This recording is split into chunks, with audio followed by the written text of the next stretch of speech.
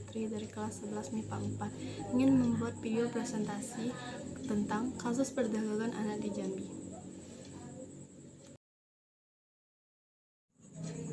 Kronologi kasus perdagangan 30 anak Jambi terungkap setelah warga melaporkan kehilangan anak pada 27 Desember 2021 lalu.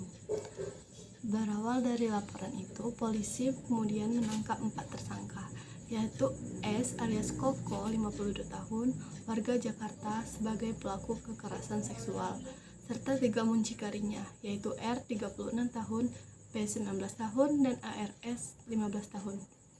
Ketiga muncikari tersebut merupakan warga Jambi. R dan P bertugas mencari anak di bawah umur untuk dijual sebagai pekerja seksual. Keduanya kemudian mengumpulkan 30 korban yang dijadikan objek perdagangan. Dalam praktiknya, bocah yang dijadikan objek perdagangan seksual itu mengalami kekerasan seksual di sejumlah hotel di Jakarta. S disebut juga memiliki tempat hiburan malam di Jakarta. Pada kejadian pertama, Sabtu 4 Desember 2021, pelaku ARS membawa korban A dan D ke Jakarta dengan menggunakan bus.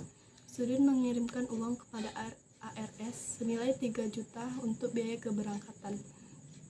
Pada Minggu 5 Desember 2021 pagi, ARS bersama 2 korban langsung menuju ke Hotel Al-Sedayu Kelapa Gading, Jakarta Utara.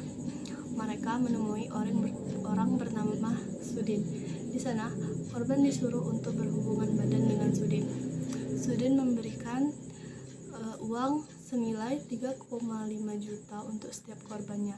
Kepada ARS, Sudin memberikan 1 juta sebagai upah dan 2 juta untuk biaya transportasi pulang. Para korban kemudian diberikan uang antara 3 hingga 3,5 juta serta transportasi dari Jambi menuju Jakarta setelah diperkosa.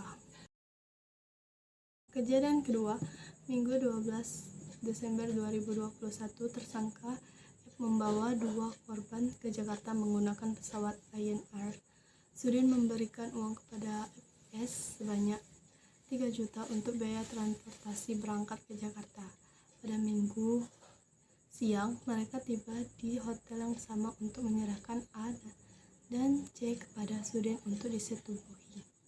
Sudin kembali memberikan uang 3,5 juta kepada masing-masing korban. Dia juga memberikan 1,5 juta sebagai upah dan 2,5 juta via transfer kepada FIS untuk biaya transportasi pulang ke Jambi. Dari hasil pemeriksaan diketahui jika pelaku sudah melancarkan aksinya selama 1 tahun belakangan. Komisi Perlindungan Anak Indonesia atau KPAI mengungkap adanya bujuk rayu pelaku utama perdagangan 30 anak di Jambi. KPAI menyebut para korban diiming-imingi pelaku bisa dapat banyak uang dan membeli handphone baru. Jadi, rata-rata korban ditawari seperti nanti bisa beli handphone baru atau nanti juga dapat banyak uang, kata Komisioner KPAI Ai Mariati Soliha Jumat 11 Maret 2022. Korbannya masih bocah muda terbadaya oleh bujuk rayu pelaku. Ia menekankan peran keluarga penting untuk mencegah kejadian serupa.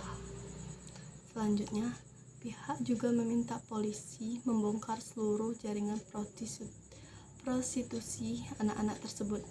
Jadi, kalau ini masuk dalam tindak pidana perdagangan orang TPPO, maka tentu itu erat kaitannya dengan berbagai orang yang melakukannya.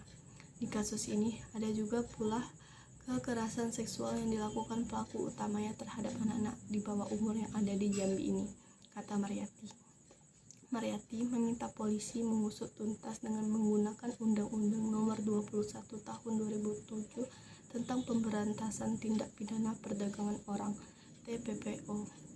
Contoh Undang-Undang Nomor 35 Tahun 2014 tentang Perlindungan Anak. Ia menuntut agar pelaku kekerasan seksual terhadap anak dihukum seumur hidup, sebab pelaku disebut telah melakukan berulang kali dan kepada puluhan anak di bawah umur. Saya rasa divonis penjara seumur hidup ya, karena korbannya banyak. Selain ini, ada kasus TPPO yang paling berbahaya, yaitu pelaku yang melakukan kekerasan seksual.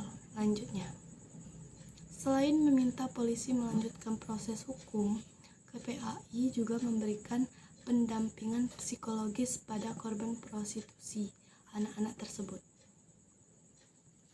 Hingga saat ini, KPAI mendata dari 30 anak korban perdagangan seksual, sebanyak 16 diantaranya mendapatkan pendampingan khusus dalam bentuk rehabilitasi sosial guna mengembalikan kesehatan psikologis korban. Baiklah, sekian video presentasi dari saya tentang kasus perdagangan anak di Jambi. Mohon maaf bila ada kesalahan. Saya akhiri. Wassalamualaikum warahmatullahi wabarakatuh.